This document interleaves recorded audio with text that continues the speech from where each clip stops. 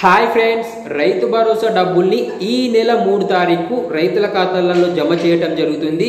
కాకపోతే ఈసారి కొత్త పద్ధతిలో రైతు భరోసా డబ్బుల్ని రైతుల ఖాతాలలో జమ చేయటం జరుగుతుంది. ఆ పద్ధతి ఏంటి, ఏ విధంగా డబ్బుల్ని జమ చేస్తారు అనేది ఈ వీడియో ద్వారా మనం తెలుసుకుందాం. వీడియోను ఎవరు కూడా స్కిప్ చేయకుండా ఎండ్ వరకైతే చూడండి. వీడియో చూస్తున్న ప్రతి ఒక్కరు కూడా జస్ట్ ఒక లైక్ చేసి సపోర్ట్ చేయండి. సో ఫ్రెండ్స్, మనకు గత బీఆర్ఎస్ ప్రభుత్వం చూసుకున్నట్లయితే రైతు బంధు డబ్బుల్ని 1 ఎకరం నుంచి మొదలుకొని రోజుకు 1 ఎకరాన్ని పెంచుకుంటూ ఒక క్రమ పద్ధతిలో రైతు బంధు డబ్బుల్ని రైతుల ఖాతాలలో జమ చేయటం జరిగింది. కానీ ఇప్పుడున్నటువంటి కాంగ్రెస్ ప్రభుత్వం చూసుకున్నట్లయితే ఒక కొత్త పద్ధతిలో రైతు భరోసా డబ్బుల్ని రైతుల ఖాతాలలో జమ చేయటం జరుగుతుంది.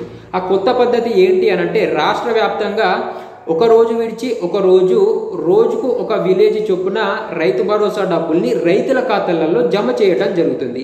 అంటే మన రాష్ట్రంలో చూసుకున్నట్లయితే రాష్ట్ర వ్యాప్తంగా దాదాపుగా 12,864 విలేజీలు అయితే రాష్ట్ర వ్యాప్తంగా ఉండటం జరుగుతుంది.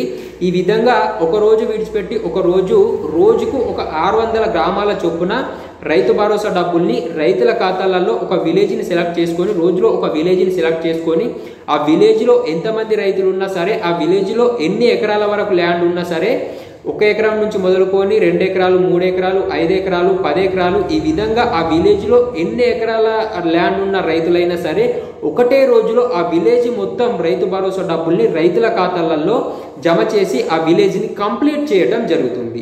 సో ఈ విధంగా ఒక రోజు విడిచి ఒక రోజు రైతు భరోసా డబ్బుల్ని రైతుల ఖాతాలలో జమ చేయడం జరుగుతుంది. ఈ విధంగా కంప్లీట్ చేయడానికి వీళ్ళు టార్గెట్ ఒక 40 డేస్ అయితే పెట్టుకోవడం జరుగుతుంది. 40 రోజులలో ఈ విధంగా ఈ కొత్త పద్ధతిలో రైతు భరోసా డబ్బుల్ని రైతుల ఖాతాలలో, అందరి రైతుల ఖాతాలలో జమ చేస్తాము అని చెప్పేసి వీళ్ళైతే తెలపడం జరుగుతుంది. రైతు భరోసా డబ్బులే కాదు, ఇందిరమ్మ ఆత్మీయ భరోసా, ఇందిరమ్మ ఇల్లు కూడా ఇదే విధంగా ఒక రోజు విడిచి ఒక రోజు అందరి లబ్ధిదారులకు ఈ యొక్క 4 పథకాలను అందజేస్తాము అని చెప్పేసి తెలపడం అయితే జరిగింది.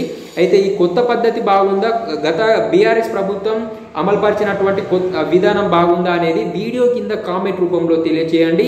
వీడియో చూస్తున్న ప్రతి ఒక్కరూ కూడా జస్ట్ ఒక లైక్ చేసి సపోర్ట్ చేయండి.